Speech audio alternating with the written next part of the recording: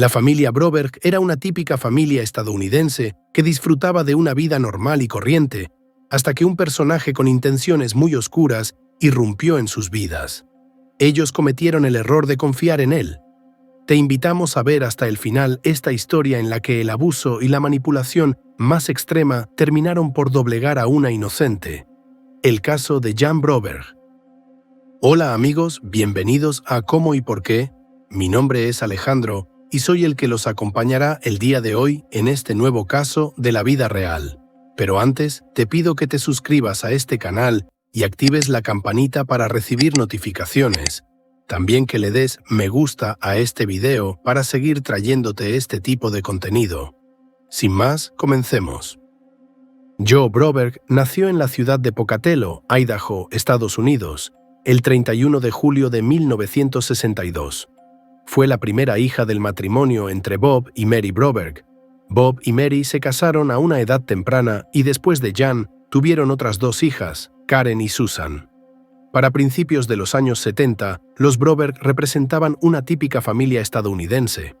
En casa, Jan destacaba por su personalidad chispeante, pícara y llena de energía, y, como hermana mayor, por supuesto, solía dar el ejemplo, siendo un tanto más severa cuando era necesario.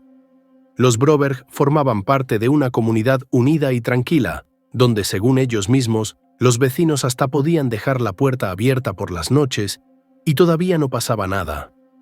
Además, eran miembros devotos de la Iglesia de los Santos de los Últimos Días, donde Mary era corista. Así fue como, en junio de 1972, durante una reunión sacramental, conocieron a Robert Berchtold, un empresario que acababa de mudarse a la casa de al lado junto a su esposa Gail y sus 5 hijos. Poco a poco, ambas familias comenzaron a conocerse y a descubrir que tenían una química única. Como hombres de negocios, Bob y Robert se entendían a la perfección, mientras que Mary y Gail compartían muchos aspectos de su personalidad. A su vez, los niños se llevaron tan bien que parecía haber un mejor amigo para cada uno entre ambas familias. Así, se visitaban con frecuencia, realizaban paseos de fin de semana juntos y llegaron a formar lo que parecía ser una amistad sólida. Sin embargo, detrás de esa fachada, Robert halagaba a Mary con cumplidos sobre su cuerpo y otros comentarios coquetos, hasta que cierto día, en una conferencia de la iglesia en Utah, se alejaron de la multitud y se besaron. Posteriormente, algo similar ocurrió con Bob, quien fue convencido por Robert de tocarlo íntimamente durante una salida, con la excusa de que su vida sexual con su esposa atravesaba una sequía. Aunque al principio los Broberg asumieron esas situaciones como un episodio emocionante en sus vidas rutinarias, en realidad no eran más que las maniobras de un plan macabro de dimensiones insospechadas. Según el testimonio de quienes lo conocieron en aquel entonces, Robert era un hombre muy especial y encantador. Era de ese tipo de personas que instantáneamente ganan la confianza de los demás y que en cada ocasión ofrecían halagos y cumplidos. Por este motivo, aquellos a su alrededor confiaban plenamente en él y en sus intenciones. Pronto, el hombre comenzó a prestar especial atención a las 3 hijas de los Broberg, en particular a Jan, quien llegó a verlo como un segundo padre.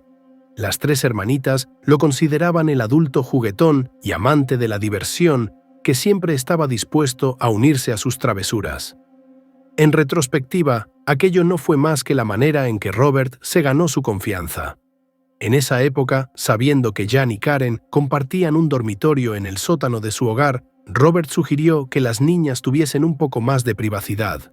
Como era dueño de una mueblería, él mismo construyó una pared que les daba a las chicas sus propios dormitorios, algo que ellas, como era de esperarse, celebraron con inmenso entusiasmo. Lo que ni las niñas ni sus padres imaginaron fue que de esa manera Robert aseguraba su privacidad para ver a Jan. De hecho, en lo sucesivo, el interés del hombre por la jovencita se hizo cada vez más evidente, lo que llamó la atención de Bob y Mary. Sin embargo, aunque al principio tuvieron sus dudas al respecto, su confianza en Robert persistía. Robert logró engañar a los Broberg utilizando sus artimañas y, por supuesto, su encanto.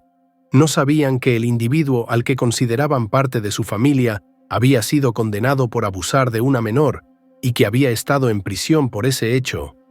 Vale la pena aclarar que inexplicablemente fue menos de un año. Asimismo, ignoraban que la Iglesia de los Santos de los Últimos Días lo había reprendido en enero de 1974 por su comportamiento con otra joven. En aquel entonces no existía nada parecido a un registro de delincuentes sexuales a nivel nacional o estatal que estuviera disponible para el público. Y si existía, la historia parecía totalmente inverosímil y descabellada. Pronto todo tomó un giro aún más retorcido. Resultó que, para disfrazar sus verdaderas intenciones, Robert le planteó a Bob que debido a un tratamiento psicológico que estaba realizando para superar un grave trauma de su infancia, necesitaba pasar tiempo a solas con sus hijas. Mary recuerda cómo se sintieron ella y su esposo al respecto. Según el testimonio de la mujer, ni ella ni su esposo estaban cómodos con la petición de su amigo, pero como supuestamente formaba parte de su terapia y querían ayudarlo, finalmente aceptaron. Así las cosas, el 17 de octubre de 1974, Robert le pidió permiso a Mary para llevar a Jan a andar a caballo al campo.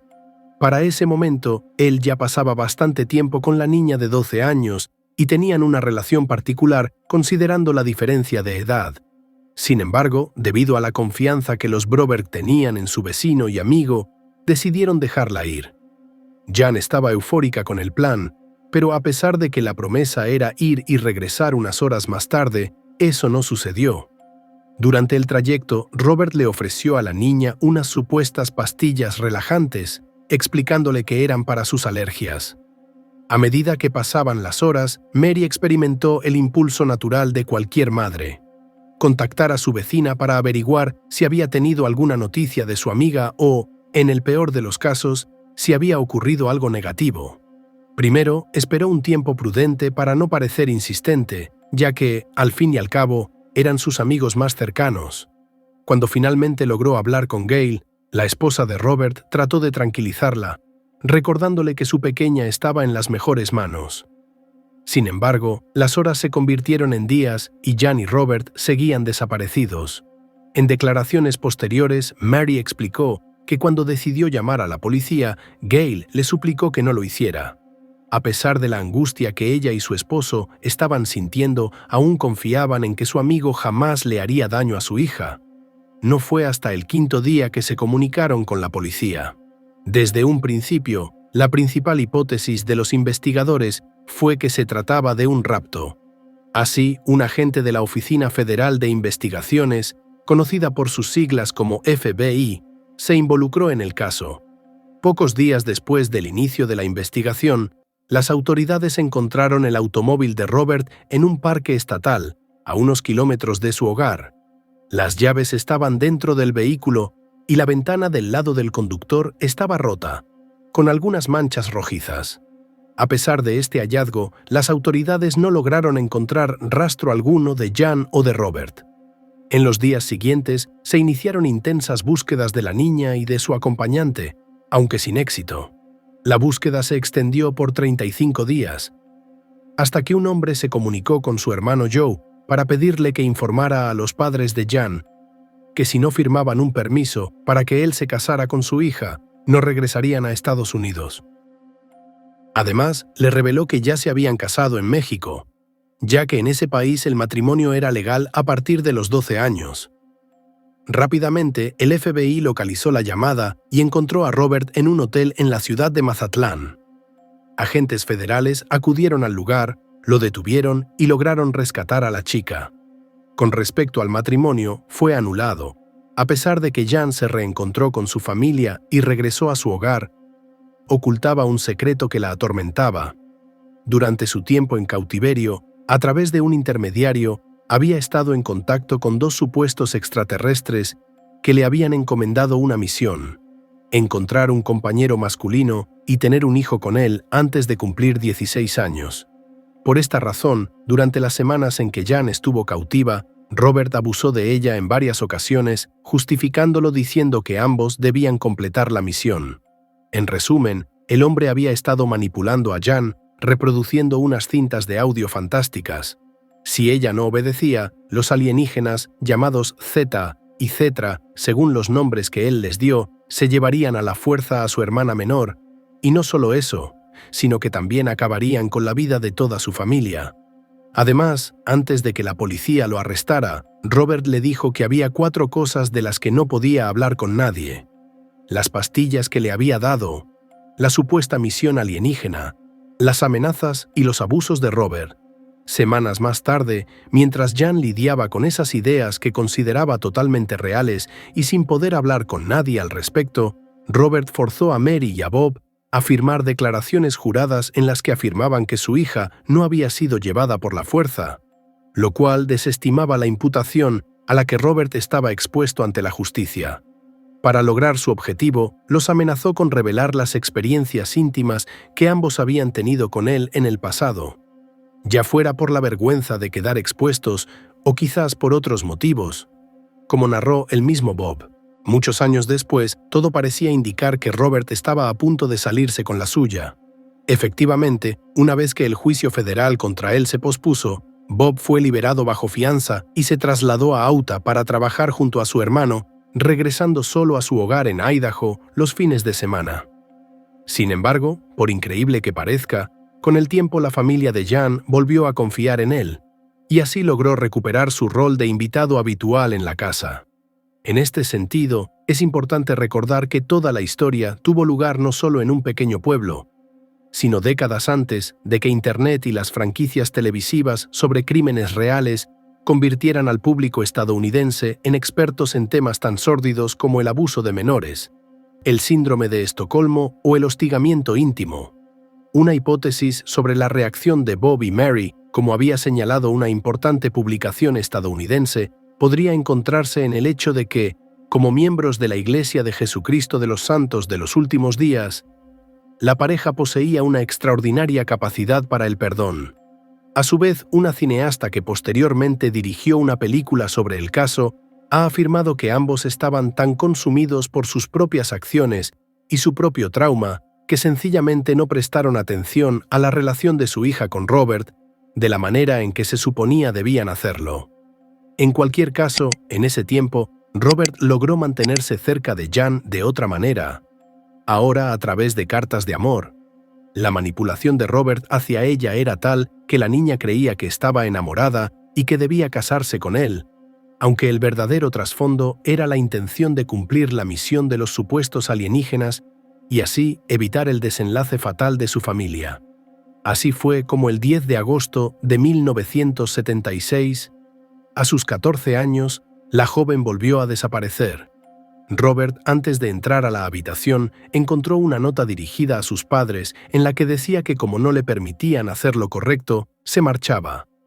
Pero esta vez lo haría sola, sin Robert, y que volvería cuando la aceptaran tal y como era.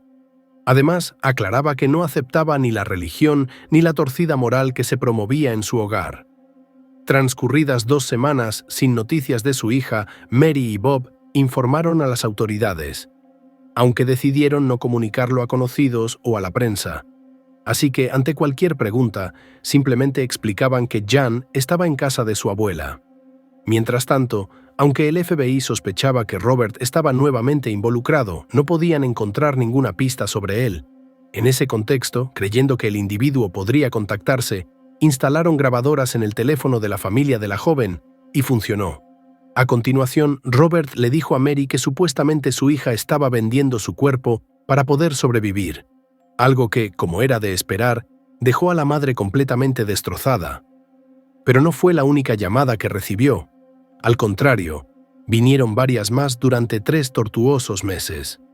Fue en una de esas ocasiones que Robert le confesó a Mary que aún tenía intenciones de casarse con su hija. Mary estaba al borde del colapso nervioso, al igual que su marido, quien empezaba a sospechar que podrían estar tendiéndole una trampa. Más tarde, Robert amenazó a la mujer con atentar contra su vida. Poco después, la familia fue sorprendida con una llamada totalmente inesperada del otro lado de la línea. Y aunque la chica evitó indicar si regresaría, mencionó que no había visto a Robert en un tiempo, y antes de finalizar la conversación, les dijo a sus padres que los amaba y que también deseaba casarse con Robert el 11 de noviembre de 1976.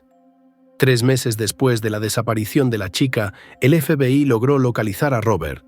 Luego descubrieron que había conseguido persuadirla para que se escaparan juntos, llevándola a más de 1 kilómetro de su hogar. De esta manera, la inscribió con un nombre falso en un internado católico de mujeres en Pasadena, California, para poder estar cerca de ella sin que sus padres lo incomodaran y sin levantar demasiadas sospechas ante las autoridades de la institución. A estas les dijo que era su padre y que como agente de la Agencia Central de Inteligencia, conocida por sus siglas como la CIA, no podía proporcionar muchos detalles sobre su vida. Al día siguiente de que el FBI revelara esta situación, Robert fue arrestado y Jan regresó a casa con su familia.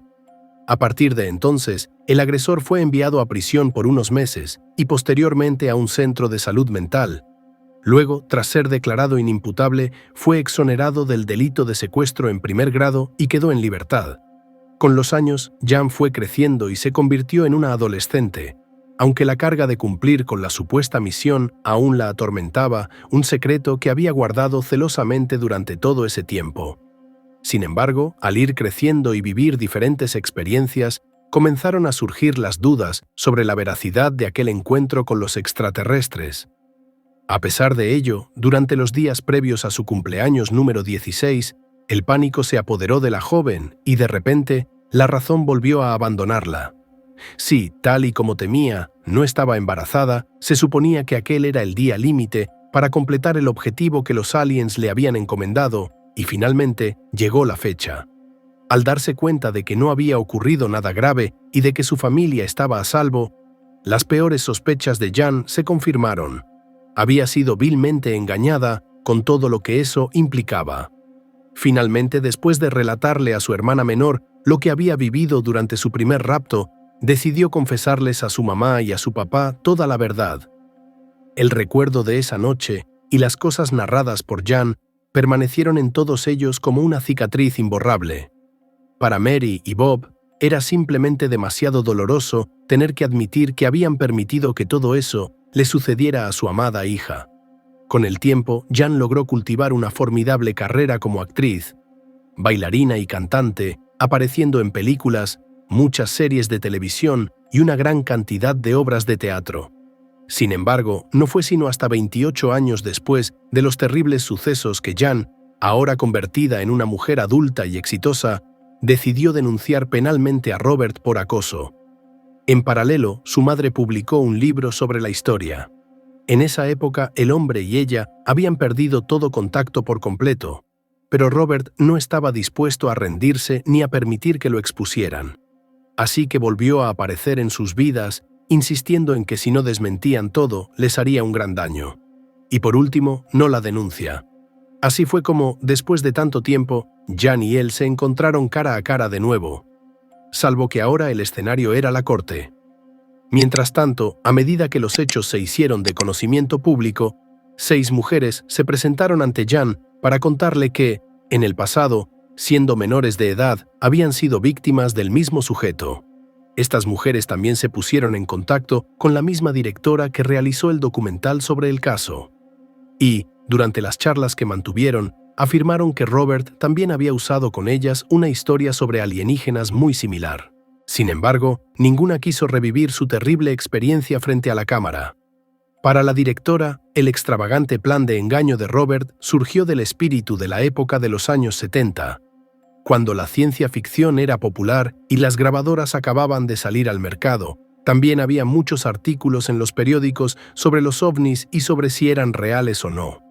En el 2004, la justicia declaró a Robert Barstall culpable del delito de acoso contra Jan Boberg y, como resultado, fue citado para una semana más tarde, cuando se llevaría a cabo la audiencia de sentencia. No obstante, poco antes del día señalado, Robert se quitó la vida. A pesar de que el propio Joe ha reconocido en público que su hermano sufría de un trastorno sexual con fantasías que involucraban a menores. A través de las entrevistas que ha concedido sobre el tema, es posible entrever que el amor fraternal era demasiado fuerte como para hacerlo poner en contra suya.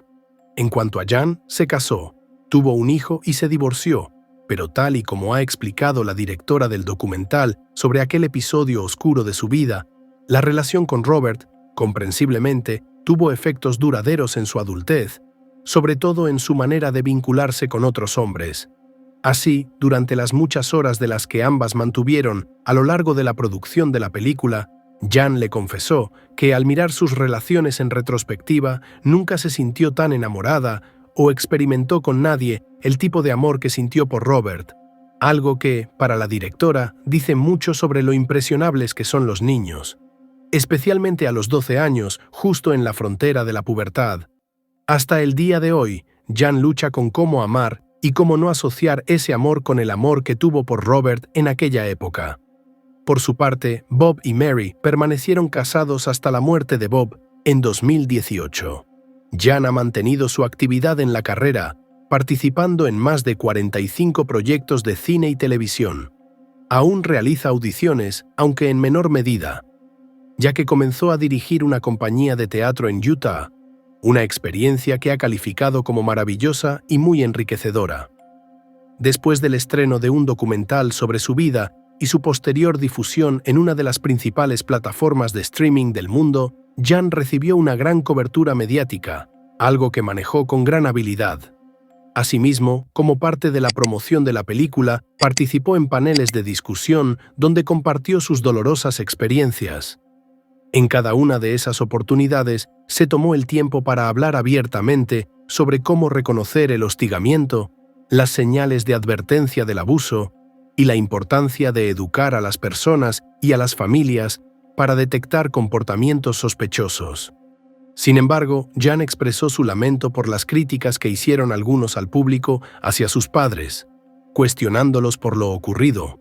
Desde su perspectiva, ellos también fueron víctimas de Robert, y en lo que respecta a su papel en su vida y la de sus hermanas, los describió como los padres más maravillosos y cariñosos del planeta. En diversas ocasiones destacó la valentía de ambos, agregando que si se atrevieron a contar lo sucedido fue porque deseaban exponer sus errores para que otros pudieran evitar cometerlos. Actualmente, Jan describe su vida como plena y feliz, y su filosofía es que, a pesar de las peores circunstancias, cada ser humano tiene la libertad de elegir cómo vivir, ya sea quedándose atrapado en el dolor que producen las heridas y los problemas, o en su lugar, aferrándose a lo bueno, por mínimo que sea. Es importante mencionar que ella elige lo segundo. Ahora que tienes toda la información, ¿qué piensas? ¿Crees, como algunos, que los padres de Jan debieron actuar mucho antes? ¿O piensas, por el contrario, que también fueron víctimas de una mente profundamente retorcida?